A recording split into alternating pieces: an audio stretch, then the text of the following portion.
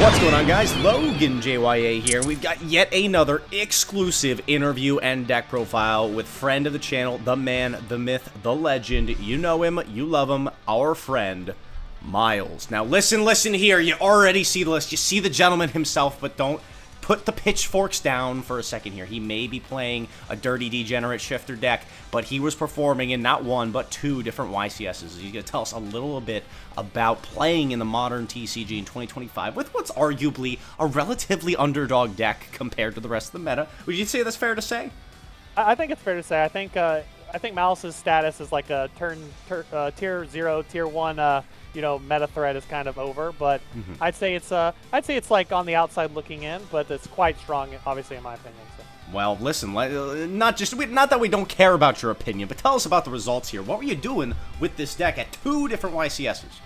Yeah, so once again, just I'm here as friend of the channel. Love Logan, love the channel, love all the Drytron boys. I know you guys have mostly switched over to Genesis content, but hey now, I like Genesis. I think it's pretty cool. But I wanted to give Logan the exclusive for my most recent YCS finish at YCS Merida, and I thought a fun way to do it, and Logan agreed, would be to kind of maybe compare and contrast the YCS Pittsburgh list that you've all seen and the until now disguised or undiscovered YCS Merida list. And so what you're looking at here is the YCS Pittsburgh list, and maybe, Logan, you want to give him a rundown of the cards, and then maybe ask whatever questions about this list, and then we can look at the Merida list? Absolutely. Okay, we're going to start things off with that Pittsburgh list. First things first, we got the Malice lineup being 1 Dormouse, 2 of the White Rabbit, 3 of the March Hare, and 3 of the Chessie Cat, followed up with the at Ignister Engine being 3 backups and 1 Wizard. Your spells, you've got the Undergrounds, the extra copy of Underground being the Terraforming. Now, Miles, did you have no fear of the Droll being the fact that you were playing Malice? You were like, I want to see that field spell as much as possible, playing this Terraforming? Well, not to spoil too much, but one of the big changes I made from Pittsburgh to Merida was actually to cut Terraforming completely, because at Pittsburgh, most people were siding Droll, and then a shift that was made in between Pittsburgh and Merida, mostly due to YCS Bologna, was that people started to main deck Droll, and so I did wind up cutting Terraforming for that Merida list. Very fair. Makes a lot of sense. One card that you won't be cutting anytime soon is Gold Sark. Some would argue this is a sack you one of capable of being banned. I would disagree with them because I want to play it in Thunder and I want to play it in Dragon Rulers. Moving on, 1 copy of the Malice in the Mirror. This card, dude, I hated when they printed this card. And even though I'm not as much of a TCG player nowadays, when I saw this card, I think it was like a common in a recent core set. Am I right? Yeah, super, but like really easy to attain. Yeah. I read it, and I'm like, oh, dude, why did they need this? Why did they even bother to give you this? It's crazy. Anyway, and then your trap card choices: 1 of the 07 and 1 of the GWC, the Great White. You know what I like to call it, GWC 006. Help me out here, outsider looking in. Is this a pretty standard ratio for your spells and traps? Pretty standard ratio for the Malice cards in general. I think the only slightly controversial thing is I'm still a big fan of 06. A lot of people now are on the 07-11 lineup, but I always treat this deck as a 2-card combo deck, and so I think 11's not great because your 1-card Rabbit combo is really flimsy and dies to every single hand trap in existence. So I'd rather just play the cards that give you a longer, better grind game, and that also just allow you to gives your deck more resilience when your opponent's trying to crack your board. So I like 06 better. I love the fact that you're staying true to your Drytron roots and still playing it as a 2-card combo deck, even though you're on the treacherous side.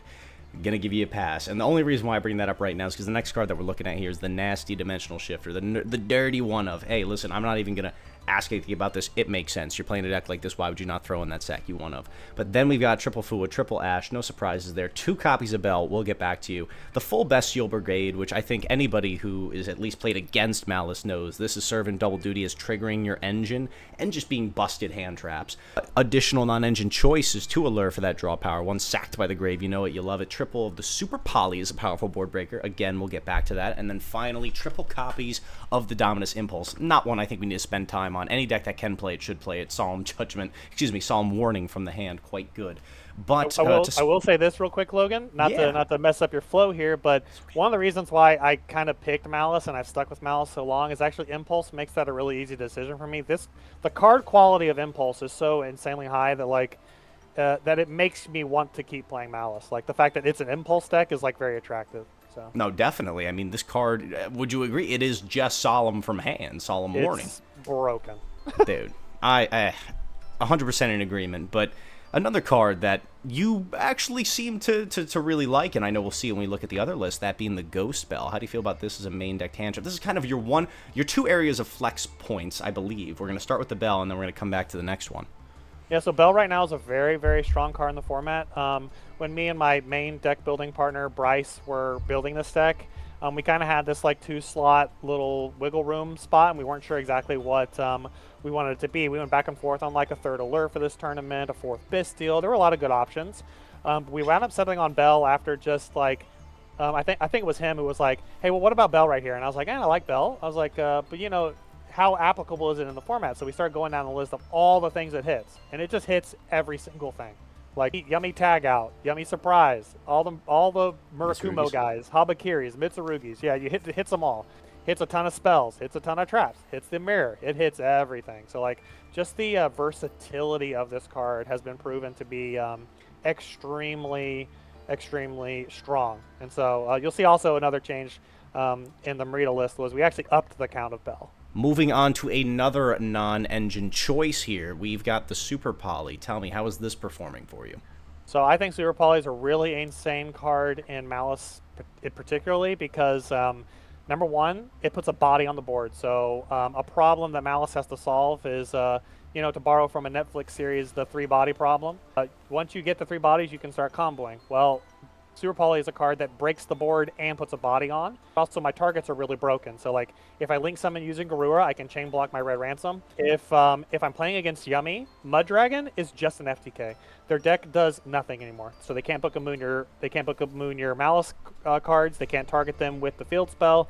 They can't target them with the cookie to pop your guy. They actually just can't do anything.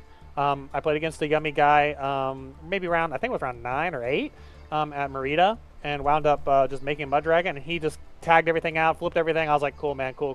Just killed him because Mud Dragon protected the board. So, yeah, Mud Dragon is just a straight up FTK against Yummy. And then Secretarion is obviously when they put up Seal or Gulamel and Arthalion up against you, and then you just FTK them with Secretarion. So, like, the targets right now are just super broken. I agree. That makes us pretty compelling case to play this card. Didn't find that the discard outlet was a problem at all? Actually, like, usually Malice, the reason why that's not Droplet and why I've never sided Droplet or played it Droplet in this deck is Malice can comfortably usually get rid of 1 card, but once you start having to discard 2 or 3, it's very unlike Drytron where, like, you could get away with literally Dropletting your whole hand as long as you have 1 name in your hand. Right. This deck can safely discard maybe 1, but not really more than that. Yeah, no, that makes sense to me, but with that being said, we were talking about cards and the extra here as your targets. Let's take a look at the links real quick. We got the 1 SP access code, Link Garibo for negating those traps, 1 Salamgrate Al Mirage, Link Spider for your Nib tokens, 1 of the Link Disciple. Why is this one in here? Link Disciple is just a light attribute for access code, so you can make him and then get an extra pop, and so that actually does come up quite often. So makes sense. We got 1 of the Haggard Lizard Dose guy, 1 of the Wicked combo pieces, if I recall correct, and then you got 1 each of your Malice names, Heart Cryptor, White Binder, and recently banned in Master Duel Red Ransom. Closing things out with your Big Chungus Boss Monster being the access code or the allied code talker. He's a great ally indeed. Yes. So I think our extra deck is pretty standard here. Is there anything else besides that 1 Disciple guy that you want to call out in here? No, very standard extra deck for people who are playing Super Poly. I think sometimes people cut like Secretarion to play Dark, and I really like Dark Charmer, but I just find the ability to FTK Draco Tail with Secretarion to be a little more valuable to me. Moving on to the side deck, we got 2 copies of the Retaliating Sea, 2 of the Nib, 3 of the Droll, 1 of the Harpy's Feather Duster. I wish this DB copy looked as good as the one that you have in person. 2 of the Dimensional Fissure, 2 of the Dark Ruler No More, 1 Talent, 1 Anti-Spell Fragrance, and 1 Judgment. Oh, God, these 2-ofs are just disgusting to me. You don't like seeing these cards, do you? No, I love seeing them. That's why there are 2. But here's the thing: I don't like seeing 2 of them. But also the way the deck is constructed is to complement my siding patterns. So, like against Draco Tail, when I'm going second, I've already got the Call by the Grave to stop 5 mana. I've got the 3 Ashes and the 2 Bells to stop their traps. I also have Impulse to stop 5 mana. I have Super Poly to break their board. And so in terms of siding patterns, I didn't need that much. And so usually what I bring in against Draco Tails, I'll bring in the 2 copies of Retaliating Sea and the Talents going second, and just call it a day. And also, to address the 2 Dark Ruler and the 2 Nib, the reason why we went with the 2 ofs there was because Nib and Dark Ruler were both fulfilling the same role. So the role is to board break against Yummy or Yummy Mitsu. And you don't want to see 2 Nibs. You'd rather see like a Nib and a Dark Ruler if you're going to see those cards together. And since we're playing Fua, the odds that we and Allure of Darkness, the way that we built this deck was a little bit different since we do have draw power in Malice. Seeing those cards isn't as difficult. The other thing about Nib is I was also treating Nib as a going first card, so a lot of times I would take out Super Poly going first and put in Nibs. Oddly enough, I think Nib is like a really crazy going first card because no one expects you to keep it in. Okay, a little bit of mind games there. Is that the only reason? I guess you theoretically don't need your board to stick, but it seems a little counterintuitive, doesn't it? It does seem counterintuitive, but I think that's partially why I think that it's a really powerful strategy. And also playing them at 2 means I don't see multiples when I am going first. Look at this sneaky strategy. I like it. Yeah. So a lot of people don't think about that, but yeah. Oh, I'm gonna have to take notes, even though I'm not playing a deck like this anytime soon. I play Nib in the Megaliths, so maybe, and we also draw a lot of cards, so maybe. All right. Anything else on the side deck you want to point out before we check out the most recent, this past weekend, the YCS starts with an M. What is it again? The Merida. Merida. Thank you. Anything else on the side? No, I guess the last thing here just to point out is those 2 hard going first cards. Those will be changed in the Merida list, and maybe when we see the Merida list, we can talk about why I decided not to play Anti-Spell and Solemn. All right, my friends, we are here with the Merida list. Oh, just fresh out of this weekend, exclusive first look. Huge shout out and thank you again to Miles for coming on and telling us about this one here. My brother, listen, I'm not going to go through this one card for card again. We're only going to talk about the key note differences. We can start off with the main deck here. You alluded to it earlier. Terraforming came out. The 3rd Allure of Darkness came in. We were just talking crap about those 3 ofs, but anyway. Well, it's a not once per turn one, so I get it. Right. Tell me, what inspired that change? Yeah, so I thought the reason why I wanted to do a deck profile and this talk to Logan about is because I thought for the viewers here on the channel and you know, I love you guys. I thought it'd be cool to maybe talk about why a player who's playing a lot of YCSs and trying to compete at a high level would make someone who's actually good at the game. Well, someone who's at least playing a lot would make the changes that they make. And this was a strategy that I ran by my team and my most trusted deck building partners, and I told them like at the time, I said, I understand the point between terraforming. Terraforming technically represents 2 bodies, which Allure doesn't guarantee, but a shift had happened in the meta since YCS Bologna where players had started to main deck Droll. And I know what people are going to say, well, Allure plays into Droll. The thing is about Allure is that if they Allure me, I'm still netting 2 cards and getting a body on the board most of the time, whereas if I terraforming for a field spell, that could stop me from getting a lot of stuff, you know? So I'd rather actually get the 2 random draws and the body than just get a field spell. I thought, in my opinion, terraforming plays better into Droll than terraforming does. And so we decided to make that change in the main deck to play around Droll. Fair enough. And in actuality, while playing through the event, did you find yourself encountering a lot of Droll? Droll was still popular at the event, but I didn't get Drolled that much game 1. So while I think the change maybe didn't matter as much as I thought it would, I still think it was the correct change to make. And you would continue playing it this way going forward? Yeah, by the way, I actually really love this change. Drawing Allure in your opening hand versus drawing Terraforming in your opening hand just feels like infinitely better. So I think this actually is a change I might stick with moving forward. Fair enough. Now, let's move on to some of the other keynote differences, and I think in order to do that, we're going to take a quick look at that side deck. The main one that sticks out clear as day to me is the addition of the Pirellias, the additions of the Chalices, and then one extra Bell over here. Now, we were already gassing up Bell a minute ago. I think most people can understand why Pirellia is pretty good. It's, you know, the same thing as Charmy, just hits a different summoning mechanic. Was there anything that inspires you to put in the deck you felt like you were missing? Is there a matchup in particular that this felt extra good against? Yeah, so Colby had kind of brought to my attention, well, Colby and Bryce, we were all talking about this, that because at YCS Pittsburgh, Aditya, and by the way, shout out to Aditya. Yeah. He kind of plays in my area, and I think he's a cool guy. Oh, he's When in your area now? He used to be in Yeah, ours. yeah. So I think he is. I see him a lot, so I think he is. But Aditya, when he won Pittsburgh with Draco Tail, we thought that a lot of people would shift to VSK9, and that wound up being the case at Bologna. As the counter matchup to Draco Tail. And so Perulia is basically just there for VSK9, which, by the way, and I don't expect our community of Drytron players to know this, but VSK9 Maliss is very VSK9 favored in my opinion. And so we needed a card to help us go up against that deck, which we thought would become more popular due to the success of Draco Tail.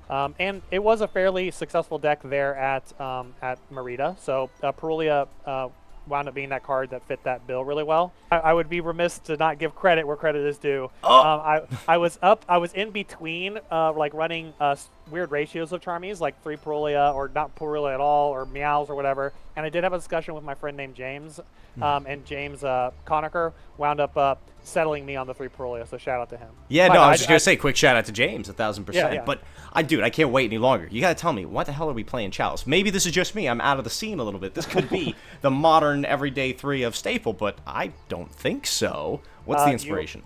You are right on point. This is not a very popular card at the moment. But one thing that became apparent after looking at all of the European lists from Bologna was that low impacts were becoming more popular, but they were playing a lot of low impacts for going second. And my issue with that was I was actually not really struggling going into Draco Tail's board. The problem was that I was struggling anytime that they would Femina into Arthalion on my turn 1 to bounce my board to hand. And so while Chalice is not a popular card, I actually think I'm probably one of the only people playing it right now. And that's to my my credit as a rogue kind of innovator type. I like to innovate and try things that people aren't doing. And so Chalice kind of fits that bill for me, where it's kind of an undiscovered card. I know people obviously know about Chalice, but people aren't playing it. And it's really good if you're playing a combo deck that loses to all of this turn 0 stuff. So Arthalion bouncing your board is scary. Well, what's one way to shut that off? Okay, I'm comboing. You Femina. I chalice your Arthalion. You're in the same spot if I had impermed you on turn 0. There's one final question. Oh, just real quick, good. Miles. I do have a quick question on this one. Yeah. Do you feel as though that the Chalice tech is especially good in Malice, or do you think this is something generally applicable for anyone who's trying to be prepared for these matchups? I think that this is a card that a lot of people could try, especially if your deck is kind of like normal summon reliant. There's a lot of times in Malice where you really need to stick your Chessie, or you really need to stick your White Rabbit, and then combo with your normal summon still on the board. If you're looking to protect a normal summon from a bounce or from Azuna coming down and stealing your normal summon with what's that XYZ they play, Shark, or the rank 5 that steals your guys. The Nash? Yeah, Nash Knight. You're right, Nash Knight. Yeah. So, or if your deck loses to Holly Sue, summon Razin, pop your board, or Holly Sue, take your monster. I think that Chalice is a really great card to look into. Fantastic. I love this. Listen, guys, even if you're not a Malice player, you're still getting these great nuggets of knowledge here, without a doubt. Now, Miles, I want to ask closing thoughts with Malice going forward. Anything else that you want to mention before we talk a little bit more about the event and some of the people who helped make this possible for you? Yeah, absolutely. So I wouldn't probably have played Chalice if my teammates had not kind of confirmed the theory with me. I actually didn't get a lot of time to test Chalice, but I just kind of like not the night before the tournament, but a couple nights before I was getting ready to travel, I was racking my brain thinking about what card I should play. I'd never liked droplets very much in this deck, and so I was like, oh crap, what deck fulfills all these requirements that I want this last card to be? And then I was like, oh crap, Chalice. So message Colby, message Bryce, talk to James again, talk to my other teammates on Team Fafnir, and they all kind of confirmed it with me. So I'm glad that they confirmed Chalice for me. So big shout out to all of them. Big shout out to my traveling partner who went to the tournament with me, Talton Adams. He wound up getting his first YCS top of this event, so a huge milestone for him. And so I'm very proud of him, super proud of him. And then also big shout out to my sponsor, Game Guys Entertainment here in Houston, Texas. So if you're in the area and want a good shop to play or buy singles or product, go check out Game Guys Entertainment. And then also, last and definitely not least, shout out to my friend, a true gentleman and scholar, Logan, here on the Logan JYA channel. And so I really just appreciate the opportunity to come on here and give you the exclusive. And yeah, big shout out to you and my teammates, Bryce, Colby, Talton, James, all my boys in Houston, and my sponsor. So. Dude, listen, Miles, oh, you're warming my heart here. At the end of the day, we've been riding with you for a while, man, and I know everyone here loves to follow your journey. So just thank you, man, for taking the time to come here, share your experience. Even now, in the year of our Lord 2025, you're still out here performing and sharing your knowledge with us all. So I want to say a massive thank you to you once more. Is there anything else about the deck or your performance that you want to hit on before we round out? No, I think we covered it all. One day I will become a YCS champion, and I'll do it for the people. It'll be your YCS. It will be your championship trophy as well. So, let's go. Well, everybody here is going to be cheering for you, sir. Thank you immensely for coming on, and thank you all for watching. With all that being said, Logan JYA, joined by Miles, rounding out. Have a great day, and we'll see you beautiful people later. Peace.